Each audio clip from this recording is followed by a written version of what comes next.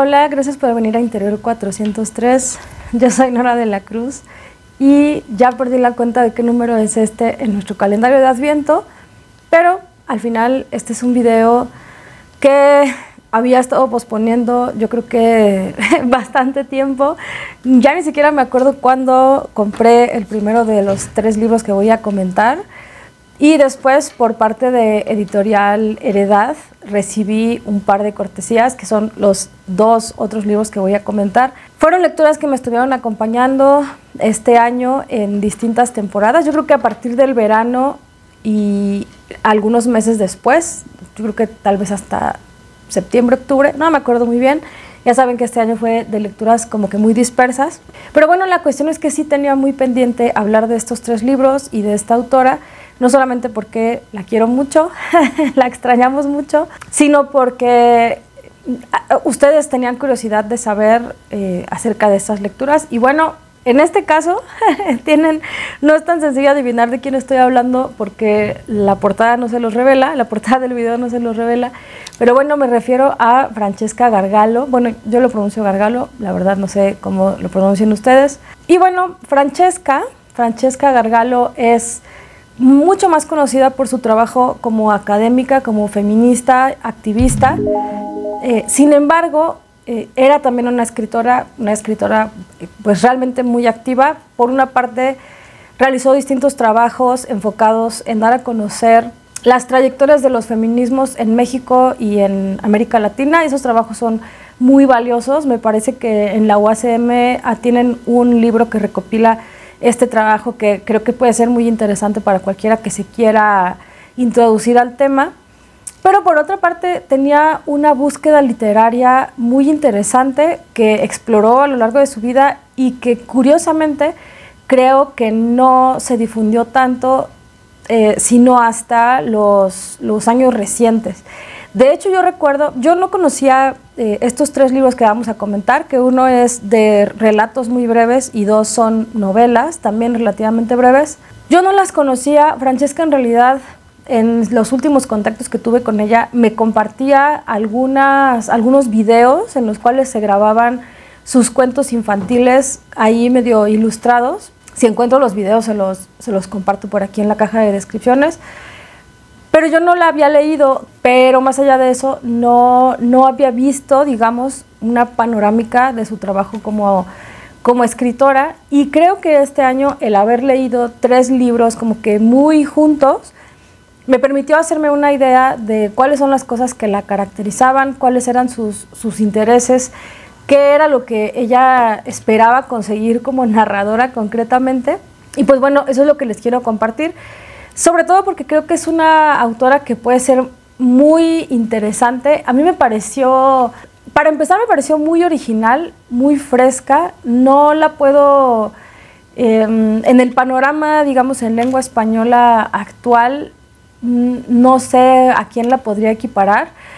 Algunas cuestiones de sus novelas me recordaban, eso sí, a Octavia E. Butler, en esta visión o en este sentido ahí medio esperanzador, pero bueno, no nos adelantemos. Francesca, para quien no la conozca, pues era una mujer que nació en Italia, dice la Wikipedia que nació en Roma, aunque ella se declaraba siciliana, decía incluso que odiaba a los romanos.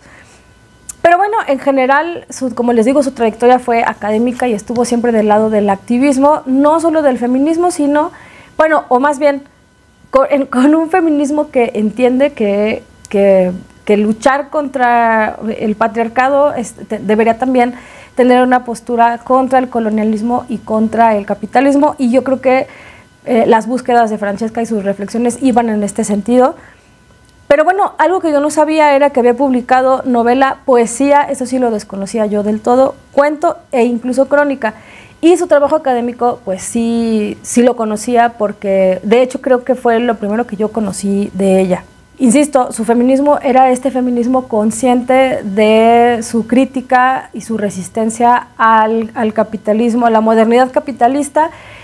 Ella iba un poco por la defensa de la naturaleza y por la defensa de las tradiciones ancestrales y también de la autonomía de los pueblos originarios. Entonces, bueno, su formación era de filósofa, pero exploró, o sea, se nota que le interesaban no solamente las humanidades, sino también las ciencias, la sociología, etcétera. O sea, una mujer muy completa, una viajera profesional, también era, o sea, era una mujer llena de vida, muy sociable, muy cariñosa. Yo, bueno, les he contado que yo tengo muchísima gratitud con ella porque ella fue la primera persona conocida que leyó El Te Amaba y que lo recomendó con mucho entusiasmo en Facebook. Y yo creo que gracias a eso El Te Amaba tuvo su primer brinquito, o sea, su primer crecimiento se lo debe a Francesca, porque a partir de que ella comentó en el Facebook que lo había leído, pues hubo gente que se me acercó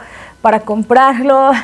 Bueno, después El Te Amaba mismo creció, tuvo otra edición y bueno, Francesca creo que presentó todavía la primera con una gran generosidad. Ella identificó todos los referentes del Imperio Romano y identificó muchas cosas que nadie había visto. O sea, para empezar, que había una cuestión de clase, ¿no? O sea, una crítica al clasismo ahí que era importante en la novela, o sea, prácticamente al mismo nivel que la crítica al amor romántico. Identificó que el nombre de la protagonista provenía de una película italiana, por supuesto, Pasión de Amor. Identificó que los nombres de los ricos en la novela eran patricios romanos y bueno, por supuesto Ovidio, ella identificaba perfectamente esto porque pues proviene de la tradición italiana. Entonces fue muy divertido escucharla a ella hacer este análisis. Recuerdo, o sea, tengo ese recuerdo, creo que no tengo casi fotos de esa presentación, ni videos, ni nada, qué mal. No sé, no soy muy buena para eso, pero me gustaría tenerlos. Y después, casualmente, yo no lo sabía, pero cuando nos mudamos acá, mi marido y yo, pues era nuestra vecina, o sea, vivía a la vuelta de nuestra casa, ahí vivía Francesca. Entonces, de vez en cuando me la encontraba y me decía, va a haber una cena en la semana, ven, no sé qué. Yo muy tontamente no aceptaba sus invitaciones porque, no sé, me ponen nerviosas las situaciones sociales donde no conozco a nadie. Francesca era todo lo contrario, o sea, ella era como de hacer amigos, platicar con quien fuera en la calle. A veces yo me la encontraba y le decía, ay, voy por el pan, Francesca. O sea, como que la saludaba, platicábamos tantito y yo decía, bueno, voy por el pan. Y ella, no, te acompaño, para seguir platicando. No sé, realmente se le extraña. Digo, yo que la conocí muy poco, la extraño. Me imagino la gente que era cercana a ella la debe extrañar mucho más. Y creo que en gran medida esta marca o esta huella que dejaba su personalidad, la encontramos en estos libros. Entonces, quiero comentar muy brevemente los 3 libros que yo leí para que ustedes puedan hacerse una idea de qué es lo que pueden encontrar en cada uno. Y después les voy a decir cuáles creo yo que son los puntos fuertes y cuáles son las cuestiones que a lo mejor, pues, no quisiera decir negativas, pero que, claro, a lo mejor son los peros que alguien le podría poner para que ustedes saquen sus propias conclusiones y decidan si esta es una autora con la que ustedes creen que podrían tener algún tipo de afinidad. Entonces, bueno, el primer libro que leí, yo lo encontré un día en la librería de mi trabajo, que se llama ¿En qué momento me volví esa señora iracunda? Ese título es un titulazo, pero la verdad, no sé por qué se llama así el libro. La cuestión es que está compuesto por relatos muy breves de verdad, muy breves y muy sencillos. Con esto quiero decir que son relatos accesibles, de anécdotas que están situadas en la cotidianidad de pues casi todos de la ciudad. Tienen protagonistas femeninas, me parece que todos, y lo interesante también es que son protagonistas de distintas edades, o sea, pueden ser mujeres jóvenes, pueden ser mujeres mayores. Cada una tiene es decir, no se trata de personas, digamos, sobresalientes o anómalas en algún sentido, sino que son personas así situadas en una cotidianidad que podemos identificar y que además son personas como que con las que podemos identificarnos también de una manera muy inmediata y que además tienen problemas muy inmediatos. Creo que solo en algunos relatos había cuestiones muy extremas de violencia, etcétera.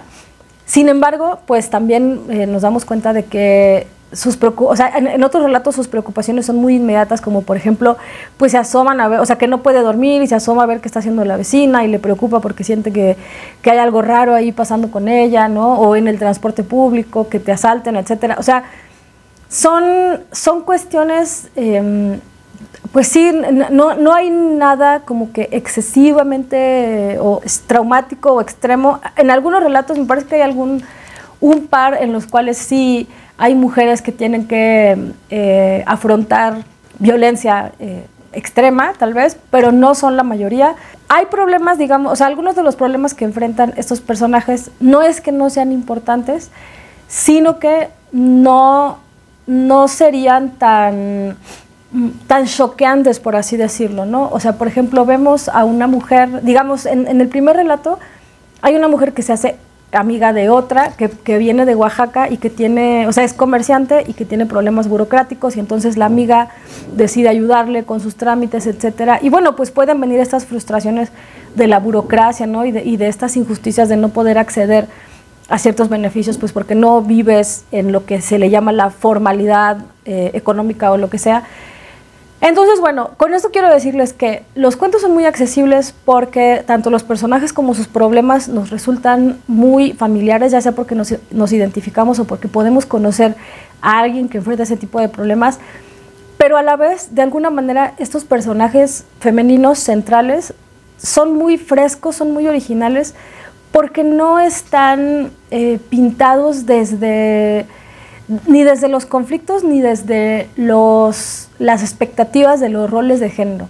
Tienen otros conflictos, tienen otros vínculos, o sea, tienen otra manera de relacionarse con las personas, con las cosas, con la vida, con las expectativas sociales, y eso, aunque sus problemas no sean los grandes problemas o las extrañezas de la vida, eso hace que los personajes se sientan muy frescos y que sus historias también se sientan muy originales, pero a la vez muy cercanas. Entonces, bueno, estos relatos son muy breves y en general nos hablan de la vida interior de varias mujeres, pero sobre todo de la manera en la que se relacionan con el mundo y creo que en general con otras mujeres. Eso sí está muy presente, como las asociaciones o las amistades o las complicidades que pueden existir entre mujeres sin que necesariamente sean así amigas de toda la vida o lo que sea, ¿no? Bueno, estos cuentos, como les decía, están situados o yo los percibí así como en un ambiente urbano, en barrios pequeños en la Ciudad de México. Y por otra parte, bueno, eso permite ciertas situaciones y ciertas descripciones. Quizá en estos cuentos casi todo se centra en la anécdota y en el personaje, y quizá los ambientes no están tan definidos. Sin embargo, lo que sucede en las novelas es, no sé si muy diferente, pero sí se percibe un cambio. Por una parte, los relatos son muy ligeros, muy accesibles, avanzan muy rápido. Este libro se lee de verdad en un tris, el libro de relatos, ¿en qué momento me volví esa señora iracunda? Se lee muy rápido, de una manera muy sencilla.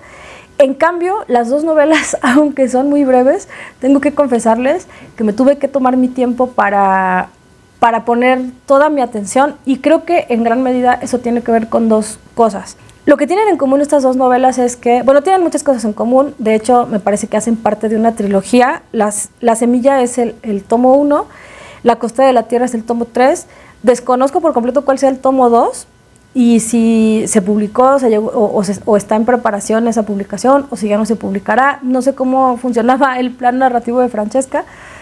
Pero estas dos novelas lo que tienen en común es que los personajes centrales también son mujeres. Sobre todo en La Semilla predominan los personajes femeninos, los personajes masculinos son un poquito más accesorios. En La Costa de la Tierra hay una protagonista y luego hay otros 3 personajes secundarios que son varones y otros 2 personajes secundarios que son mujeres. Sin embargo, quien lleva como que el peso de la reflexión de la novela es una mujer. Y bueno, en ambos casos, en los casos de ambas novelas, el conflicto central que tienen, o digamos el enemigo a vencer, es un poco como que esta voracidad de los modos de producción capitalista, ¿no? En La Semilla lo que está sucediendo es que una comunidad en Oaxaca se está dando cuenta de que empezaron a sembrar maíz transgénico, y eso está poniendo en peligro el equilibrio de los cultivos de toda la región, y ellos entienden que eso es una amenaza para su supervivencia, pero a la larga va a ser una amenaza pues para la vida humana, ¿no? En general, o sea, eso va a tener implicaciones mucho más amplias. Y en principio los campesinos lo viven como un misterio, o sea, como que no saben realmente, o sea, no entienden qué, dónde está dónde estuvo el problema, cuál es el problema con esta semilla, qué pasó, quién se las dio, por qué. O sea, todo se maneja como que una especie de misterio. Y entonces a esta población llega un grupo que está formado por una parte por una periodista y por otras y otros científicos que van a intentar, pues un poco entender este misterio de qué pasó y cómo fue que esta población llegó a esta situación tan crítica. Claro que hay enemigos ocultos que se hacen presentes desde el principio, o sea que por una parte el gobierno se nota que se pone nervioso por esta investigación y este gobierno también está aliado por un lado con ciertas empresas, pero a nivel mundial también hay corrupción por parte de otras grandes organizaciones. Y nosotros vemos cómo se va desarrollando, por una parte, este conflicto para las comunidades y cómo tienen la necesidad de organizarse pues, para saber qué está pasando y poder resolverlo. Pero por otro, esta investigación, o sea, esta alianza entre los campesinos y las científicas es súper importante para que entre ambos puedan resolver el problema, pero también se dan cuenta de que los enemigos a los que están enfrentando pues no se van a andar con cosas y que hacer esta investigación, aunque en el sentido más estricto sea lo más correcto, sea lo más benéfico para la humanidad, pues tiene riesgos bastante importantes, ¿no? Entonces, bueno, como les decía, esta primera novela ya nos estamos dando cuenta de que tiene un grado de complejidad más importante porque, en principio porque hay más personajes, después porque hay mucha, ¿cómo decirles? Hay mucha información que se empieza a entregar. No diría que hay no hay mucha conceptualización, pero sí hay muchas descripciones que por un lado nos ayudan a entender el entorno de los campesinos, cómo funciona la vida de su comunidad, etcétera. Pero también hay alguna información acerca de la historia anterior de los personajes, ¿no? que están allí, que como son varios, pues necesitamos mucho, eso significa mucha información, pero también un poco hay una explicación de cómo se manejan estas redes de corrupción y hay que poner mucha atención, sobre todo si uno no está familiarizado con estas cosas. Hay momentos en los cuales hay que mantener una lectura muy atenta para entender cuáles son las implicaciones de lo que está sucediendo. Esta novela me gustó mucho, me gustó particularmente que fuera... Es decir, me gustó la originalidad de su conflicto y sobre todo me gustó que, a pesar de que los personajes están ahí reunidos por una causa en común, me parece que sí están bien definidos en sus personalidades y en los conflictos interiores que cada uno tiene. Entonces te llegas a identificar o te llegas a encariñar con cada uno también por su historia de vida. A los que los desprecias con justa razón, pero también a otros entiendes sus contradicciones. Creo que esto es muy complejo, o sea, conseguir este equilibrio entre una trama que está buscando un interés conceptual en particular y que tiene que avanzar y que tiene que ir entregando información pues compleja y que tengas un conjunto de personajes pues de cierta forma tan amplio y tan variado y que te des el tiempo para caracterizarlo. No les voy a negar que en algunos momentos se vuelve un poco confuso. Creo que sobre todo rumbo al final. El final no estoy segura de haberlo entendido al 100%. Las descripciones a veces son un poco enredadas. Que bueno, creo que me estoy adelantando en mis valoraciones. Pero bueno, esto creo que les da alguna idea respecto a esta novela de Francesca. Y bueno, la otra novela que leí, que también era muy breve, pero siento que la leí un poquito más rápido, quizá porque había menos personajes, entonces era mucho más claro y era más sencillo avanzar. Y esa se llama La Costra de la Tierra. Esta novela te atrapa de entrada porque desde el principio hay una especie de visión así distópica, postapocalíptica de la Ciudad de México. Y pues claro que eso es siempre, pues no sé, intrigante, ¿no? Después nos damos cuenta de que todo se va a centrar en una mujer que era médico forense y que un buen día se enfrenta como que a una especie de conflicto, por una parte moral, pero también ecológico, en ese conflicto ella se pregunta como que qué parte o qué rol juega ella en esta especie de desastre en el que estamos inmersos, ¿no? ¿Cómo decide a partir de ese momento relacionarse con la naturaleza? Ella en general está medio confundida, o sea, ni siquiera entiende su propia duda o su propia pregunta, pero hay una serie de estímulos en el entorno, concretamente encuentra un poema y va encontrando distintas señales o se va relacionando con otros dos personajes, un pintor y un geólogo, y la relación con ellos y la relación con otras cosas le hace como que tener esta especie de conflicto, que es un conflicto pues ecológico, ¿no? Y entonces ella decide como que pasar, o sea, darle la vuelta a su vida por completo y alejarse de su actuar como médica y irse a la montaña, pedirle a un campesino que le enseñe una nueva relación con la naturaleza. Y en algún punto este camino también le parece un poco, o sea, se da cuenta de que no puede responder a sus propias preguntas sola, y entonces convoca nuevamente al geólogo y al pintor. Creo yo que lo que tienen también las novelas de Francesca es que justamente no hay personajes individualistas, o sea, todos los personajes en todo momento se dan cuenta de que necesitan de otros. Incluso los personajes que viven en soledad o que se sienten solos, en algún punto tienen necesidad de crear vínculos para continuar con su vida o para resolver incluso cuestiones muy inmediatas. Siempre Francesca como que tiene esta conciencia de los otros y de cómo los otros son importantes y son parte fundamental de nuestra vida, ¿no? Incluso en nuestras búsquedas personales llega un momento en el cual necesitamos de otros, necesitamos otro punto de vista, ¿no?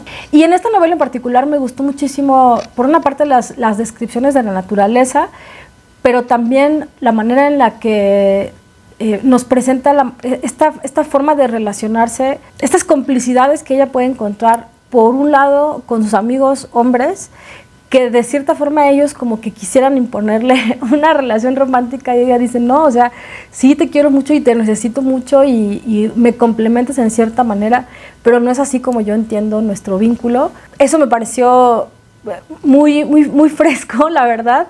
Y también que los vatos, o sea, que los personajes masculinos no fueran violentos, o sea, que fueran personajes justamente que ofrecen esta especie de complementariedad sin que se tenga que convertir en una especie de lucha de poder o en una relación típica. Esto también me pareció como que muy original.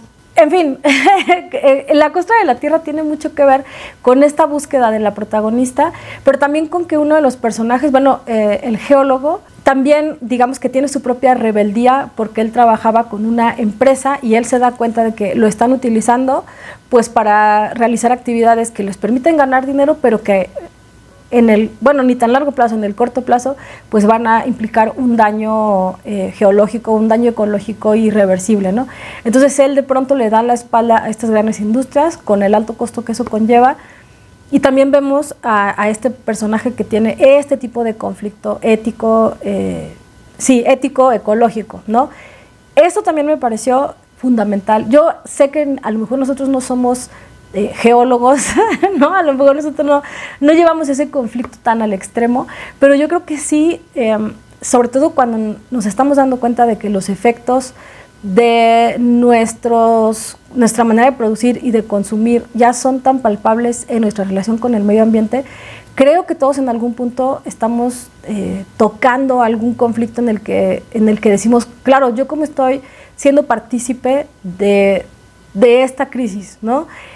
Y me parece importante que la literatura también refleje que estos son ya los conflictos de nuestra época, de nuestro tiempo, ¿no? O sea, creo que cada época histórica tiene a veces, o sea, digamos, hay conflictos que siempre van a existir, ¿no? El bien, el mal, etcétera. Sin embargo, también hay circunstancias históricas que plantean sus propios conflictos, y creo que uno de los grandes conflictos de nuestra época es ese, ¿no? O sea, ¿qué tanto margen tenemos para las resistencias? ¿Cuáles son las que realmente podemos pues ofrecer y de qué manera podríamos organizarnos y un poco darle reversa a todo lo que está sucediendo, si es que nosotros podemos, cuál sería la manera, etcétera, ¿no? Pero creo yo que sería, o sea, tendría uno que ser un monstruo, un monstruo de egoísmo para no haberse preguntado nunca, pues, de qué manera está participando en esta explotación de la naturaleza, ¿no? En fin, la cuestión es que, o sea, digamos, esto es a grandes rasgos, digamos, lo distintivo en La Semilla hay una preocupación por la crisis alimentaria, por la crisis del campo, por la manera en la que se está rompiendo el equilibrio que se ha cuidado con el conocimiento ancestral, con las tecnologías ancestrales. Y en la costra de la Tierra, de hecho se llama la costra de la Tierra porque justamente este geólogo funciona un poco para pensar en este otro aspecto, ¿no? El aspecto mineral y cómo se está dañando esta capa con otros fines. Bueno, estoy pensando en cuestiones como el fracking, etcétera. Bueno, pues va un poco más de este lado. Entonces, bueno, creo que ya más o menos, mientras les iba contando acerca de estos libros, ya les he ido diciendo algunas de las cosas que a mí me parecen valiosas. Concretamente creo que son libros que tienen una gran vitalidad, o sea que todo el tiempo está sucediendo algo, todo el tiempo está avanzando. A pesar de que son libros muy reflexivos y muy conceptuosos, no es como que se va a detener a hacer un largo ensayo para pensar sus netas, no, o sea, son libros muy narrativos, muy vitales, que tienen una relación además con lo sensorial muy importante y eso los hace muy atractivos. Por otra parte, como les decía, los conflictos se sienten muy contemporáneos y además, digamos, se percibe que quien escribe es una autora con una visión, pues como la que yo les comunicaba, feminista, ecologista, humanista en el sentido más amplio del término y además con mucho interés por la ciencia. O sea, eso se percibe sin que ella lo tenga que estar declarando todo el tiempo, ¿no? Sin que ella tenga que estar haciendo estas consignas y otras parafernalias que luego a veces vemos en otros libros de moda, de novedad.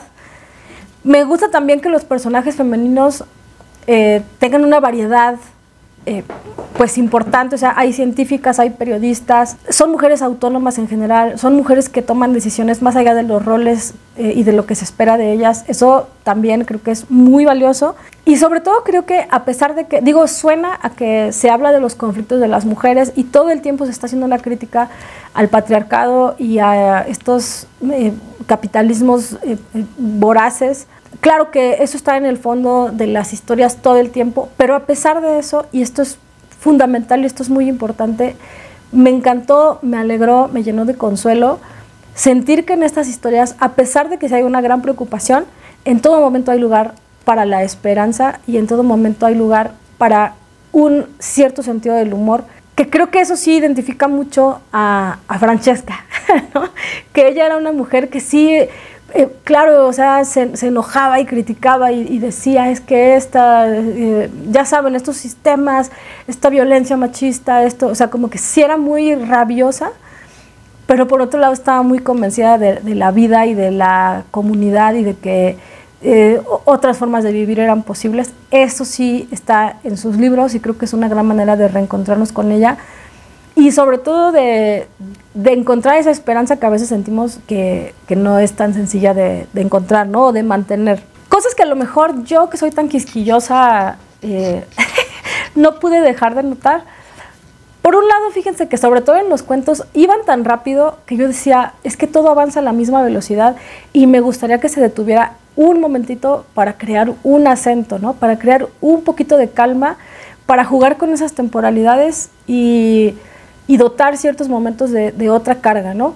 Entiendo que, o sea, digamos, en los cuentos sobre todo se nota un ejercicio lúdico por parte de Francesca, o sea, como de juguetear con las posibilidades narrativas. Entiendo que su intención va por allá, pero quizá para mí avanzaban demasiado rápido. En las novelas esto, digamos, se contrarresta mucho mejor, pero en los cuentos sí, yo lo sentí que iban demasiado rápido para mí, o sea, como que yo decía, no, espérate, aunque sea un ratito, vamos a detenernos en algo, ¿no? Yo estoy segura de que, sobre todo las novelas se notan mucho más trabajadas y que había un componente de investigación importante y de diálogo con otros especialistas y con otras personas, o sea, eso sí se percibe. Sin embargo, siento que hay cosas que sí hubiera sido importante afinar. Insisto, en las novelas hay segmentos descriptivos que por momentos me parecían un poco confusos, no sé si porque eran demasiado densos o era una simple cuestión de organizar la información de otra manera. Y por otra parte, los cuentos, o sea, yo sé que si alguien los lee, me va a decir, oye, ¿cómo tú que eres tan sangrona? ¿Cómo que eres tan sangrona y recomiendas estos cuentos? Porque sí, no son impecables. Yo lo entiendo, lo puedo entender. Si ustedes están esperando un cuento así que respete la teoría del cuento y todos los principios y la impecabilidad literaria, Este no es un libro, definitivamente no lo es, pero tiene otras virtudes y tiene completamente otras intenciones. Insisto, me parece que la apuesta de Francesca va un poco de jugar con los instrumentos literarios para comunicar una visión del mundo, y eso sí lo consigue bastante bien, ¿no? Insisto, las dos novelas, o sea, si ustedes se acercan a las novelas, yo les diría que se tomen su tiempo y que tengan paciencia y que entiendan que hay segmentos narrativos que tienen mucha información y que hay que tenerles paciencia, o mejor dicho, que uno tiene que tener paciencia con una misma para entenderlos y para desentrañar la información. Pero por el contrario, si a ustedes les gusta una novela que les entregue información más allá de lo puramente narrativo, pues yo creo que esto les va a gustar bastante. ¿A quién les recomendaría estos libros? Bueno, a mí, no sé si a ustedes les suceda, pero yo he visto, como profesora quiero decir, como profesora hay veces que las alumnas te dicen, recomiéndeme libros, o sea, que sí sean feministas, pero que no sean teóricos. O sea, como que ellas quieren un acercamiento a las cuestiones de género o a las problemáticas que estudian los estudios de género, sí, o sea, como que acercarse a las realidades de nuestro tiempo y a sus problemas, pero no necesariamente desde textos tan arduos como la teoría.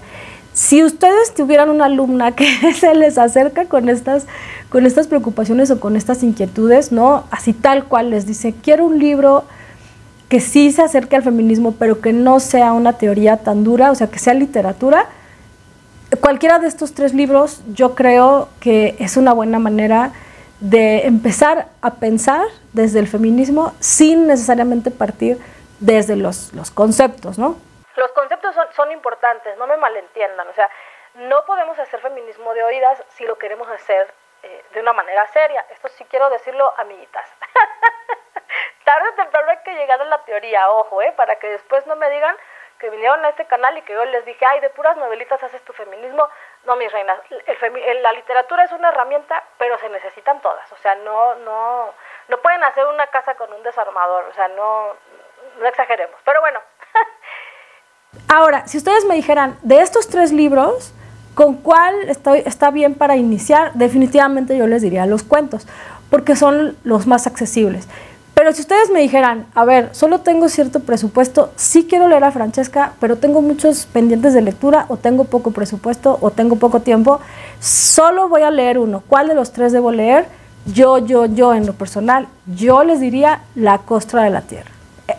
O sea, los tres me gustaron, pero esa novela me encantó, me conmovió profundamente, me dejó pensando muchas cosas. Ese fue el que yo... No sé, o sea, es el que yo recomendaría si van a privilegiar solamente uno. Quiero agradecer a Heredad por la generosidad que tuvo de compartirme estas dos novelas de Francesca, y no solamente eso, quiero agradecerles pues por el gran trabajo que están haciendo. Me enviaron otro libro que ya comentaremos en otro momento.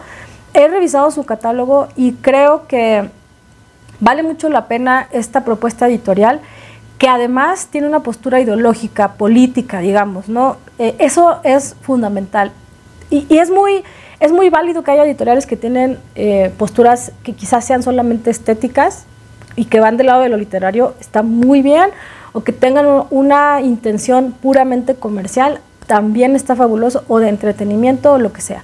Pero en este balance de lo que se llama la bibliodiversidad, claro que también es fundamental que haya editoriales que se plantean su catálogo desde una ética que intenta hacerle frente a los grandes problemas de nuestro tiempo, y eso es completamente de aplaudir, y están haciendo un increíble trabajo con unos libros muy bonitos. Bueno, yo por lo menos disfruté en términos de experiencia física, o sea, de papel, de comodidad para leerlo, y nada, o sea, mis felicitaciones, y si ustedes no conocen el catálogo de Heredad, yo les recomiendo que se acerquen porque vale muchísimo la pena. Pero bueno, por ahora hasta aquí lo dejaremos. Muchas gracias por venir a Interior 403. Yo soy Nora de la Cruz y nos veremos en el próximo video. Adiós.